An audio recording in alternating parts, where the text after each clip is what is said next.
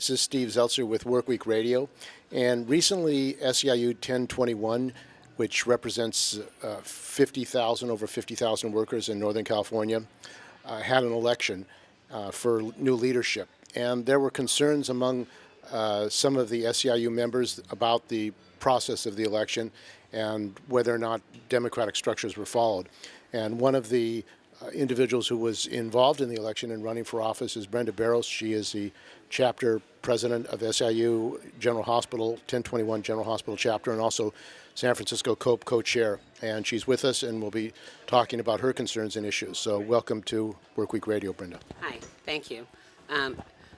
What I'd like to talk about is the fundamental unfairness it is to our members. So it's not about, although I ran for office and although others ran for office, some people from our slate won, some people lost.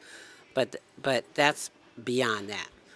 There was a fiasco with computers. We were there over 30 hours to count. Out of 54,000 members, only 3,400. They had thousands probably of votes that never got counted at all. They found excuses not to accept them. So my feeling is that there was no education of the membership that the election was coming. It was like a little secret. Nobody hardly knew about it. Unless you knew somebody who was running, who came up to you to campaign, most members didn't even know it was happening. And a lot of members, I'm still running into members as of even yesterday, which is after we had the election, that people still, they didn't know it, that we were having an election. And these are dues-paying members. Dues-paying members, didn't get their ballots in the mail. So it's just too much stuff. So, my feeling is throw it all out. Let's start again, do it the right way, notify people in advance, make sure all the members know that the election is happening, make sure that there are mechanisms which are easier for people to campaign to people, right? Because some people got lists where they call people, some people didn't, to remind their members to vote. So it was just too many things that, unless you were in the know or unless you were connected, there are a lot of things that you could have done, but you didn't know you could do them, because when you're running initially for office and you haven't done that before, things get slipped. But the main thing for me is every member's vote didn't get counted. Now, SEIU 1021 is, as I said, covers all of Northern California, the Valley, Central Valley, and Sacramento. And one of the issues that you say that you're concerned about is the vote totals in San Francisco and Solano County. Why don't you talk about that? Because there are 17,000 members of SEIU 1021 in San Francisco. It's the largest group of SEIU 1021 members. And what happened as far as the vote in San Francisco versus Solano County? The general feeling is because I was there for the vote count and I watched the ones that were being rejected. A majority of the ones that were being rejected are votes that probably would have went the San Francisco way. Now, it's not that everybody in San Francisco voted a certain way. It's just the point that to depress a whole area just because you think it might go a certain way, that's unacceptable. How did you see that? We were standing there, and you could watch them do that. That was the other part of it, right? People were be able to sit right by it. We have pictures of people sitting right by the ballots. Too many people had access to too much stuff. It was clear that was not a secure process at all. And what role did Olga Miranda play? I don't know. She just showed up there, and she was watching our process. She's the president of Local 87, which is a clear violation of our policy. There was total votes for 54,000 people or more was 3,500. And out of those 3,500, some of those weren't even counted. And so how many total votes were there in San Francisco? We don't even know yet. It wasn't divided that way. What about Solano County? It wasn't divided that way. So, but, when you saw the ballots, and you could tell by the area reps, because area reps only can vote for people in their area, it was clear that there were much more votes from Solano County than any other county. And I don't think it's because their people did anything different than anybody else. It's just that that's a stronghold for the current regime, and San Francisco's not. Now, You said that there wasn't a lot of publicity. There was no publicity. They didn't even want people to talk about it. Our rep couldn't even go around the hospital and tell people, you know, do her job and make sure that people know about the election. Do her job and encourage people to run for office. Why not encourage? I mean, that to me, that's what reps should be doing. As a matter of fact, people get, they try to discipline people for telling their members stuff. So it's ridiculous. It was really ridiculous. That whole process from beginning to the end was ridiculous how they did it. And now they have an election committee, and so that I'm not going to talk about the election committee because they had to work with what they were given, right? But I think that, there are a lot of things went wrong, and we all know it went wrong. That's why we're going to have a manual count this weekend to look at it. But my feeling is like we're going to manually count the same tainted ballots. Not speaking for anybody else. I'm just speaking for me.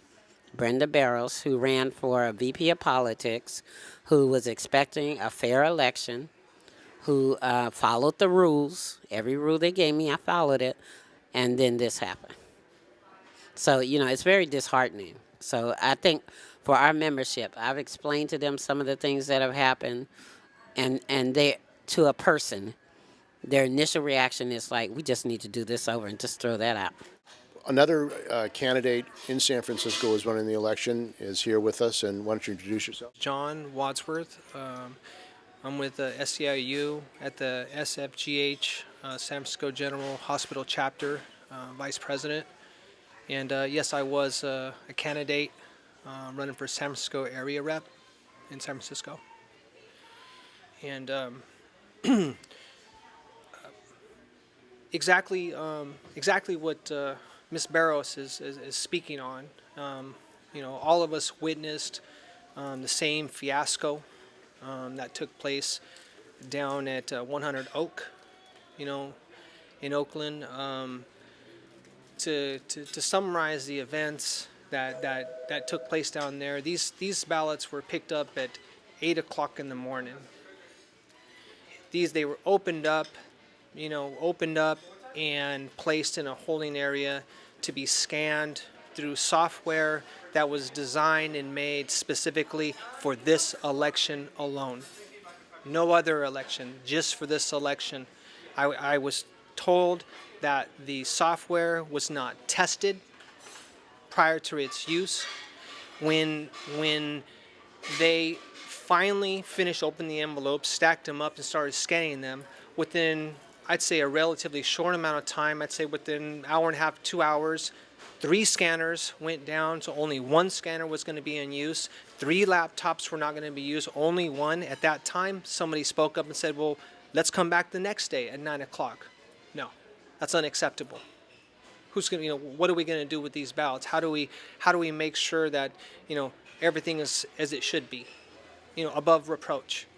So instead, under Brenda's direction, just get it done. Kind of through that process, they began scanning. That process took 13 hours. 13 more hours to scan these ballots. Once the ballots were in, it took another 12 hours to tabulate and extract the numbers of totals. The entire process took 37 hours. More than 37 hours is how long it took. It was unacceptable. And just like what Ms. Barrows was saying, this is unfair and really discriminatory towards San Francisco. Because when I was standing there watching this, it was plain to see that the districts of Solano, San Joaquin, Amador, Sacramento, those areas were well represented. The majority of those ballots came from a lot of those areas that supported the other slate. In addition to that, there were 1,300 ballots that were returned because of wrong address. We have our suspicions that a lot of those ballots are San Francisco voters, San Francisco members. San Francisco Union members should be uproared right now about what happened down there. It's it is without a doubt that they are underrepresented in in this election. And it's true. We had no notice. There were no notices through the hospital to let us know that this was taking place. There was nothing to reach the members to even let them know, what was going on at that time. And the web. Because all the other people that don't have computers, many of our members do not have computers.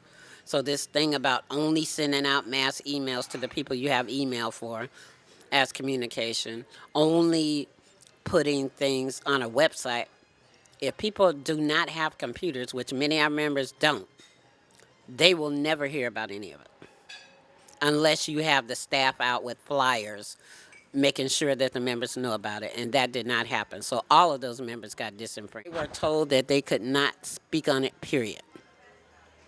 They could not speak about the election, period. The one thing that I would like to emphasize, that if this was the will of membership, if this was the absolute will of membership, there is nobody that would not accept the results or the terms. But this is not the case. There was just an enormous amount of things that went wrong that were outside of an acceptable election process. Computers that go down, and there were people in that room, that we didn't even know who they were. We didn't even know who. There was no one was introduced to us. There was a man that was sitting in front of the computer with a hoodie on, with 13 hours. We couldn't even identify him.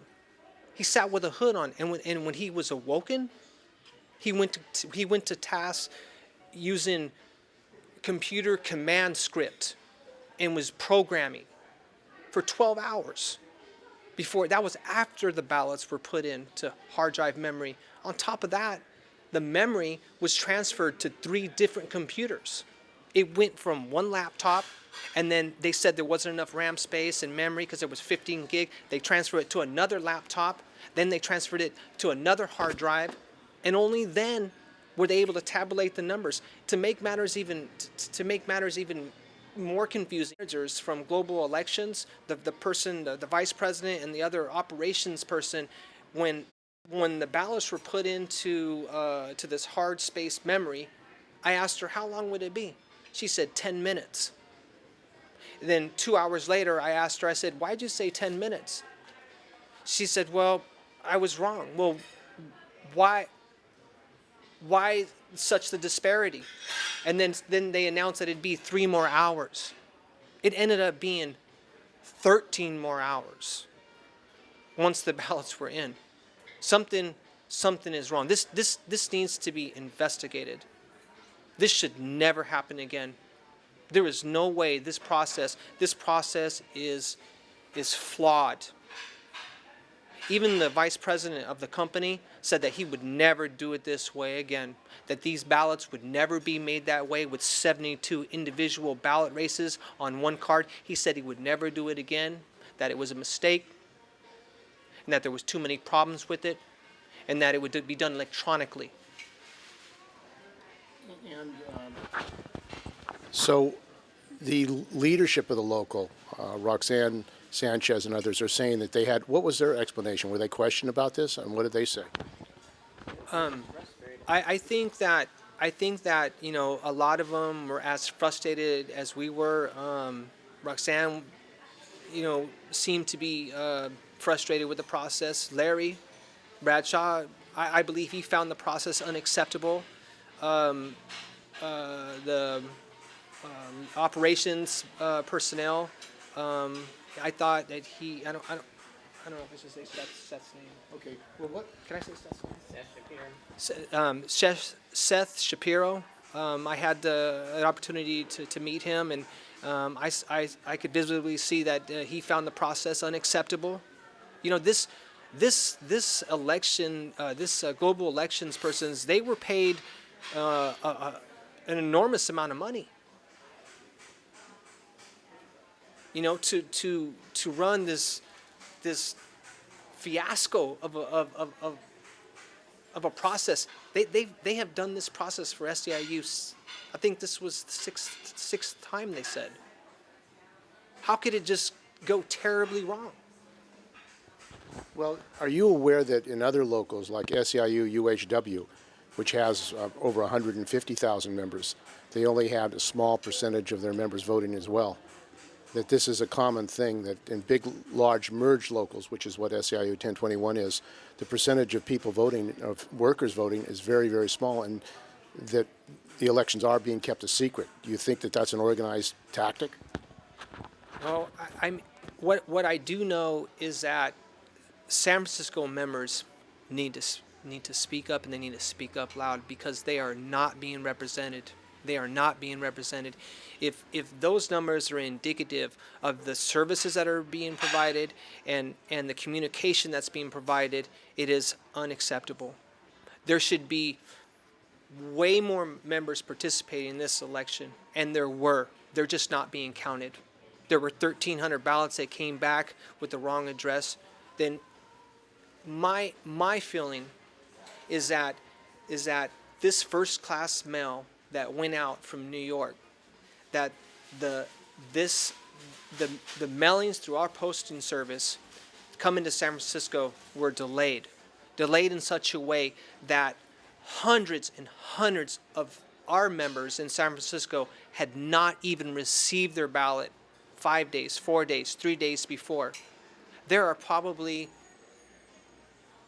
500 to 1,000 ballots sitting down there right now not accounted for, that won't be counted because the members received them late. We have members that received their ballots after the deadline.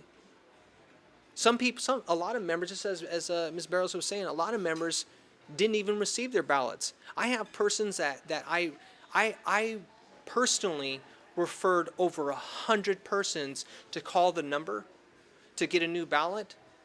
I've had dozens of persons tell me that they've got no response. This was not an official ballot process. This was not. So are you calling for a new election? Definitely. This needs to be done. This needs to be done, and membership needs to have the opportunity to be part of the process. You're not going to leave San Francisco out. No. We know that very little San Francisco membership in comparison with participation in outreach to the special districts in Solano and Sacramento and San Joaquin and Amador.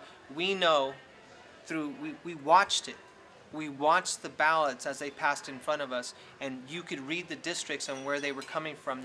Those ballots were kept in district packets. So we know we can quantify exactly who participated in this ballot. We can be absolute as to who participated in this ballot. According to these numbers, there was 48,000 ballots printed. It says here that on 2/4/16, 46,669 ballots were mailed. In San Francisco, I'm telling you, there's hundreds and hundreds of members that did not even receive their ballots.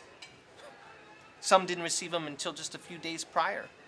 No time to look over the literature, work schedules. It says the post office received 3,542 ballots. Ballots used 47,553. Undelivered envelopes returned 1,376. Almost 1,400 ballots. If those ballots are all from San Francisco, this is a completely different result. And what we seen when we were sitting there was a very high turnout and participation from outside districts, meaning that those persons within the union solicited their involvement and depressed San Francisco's involvement. That's why the results are as what they are.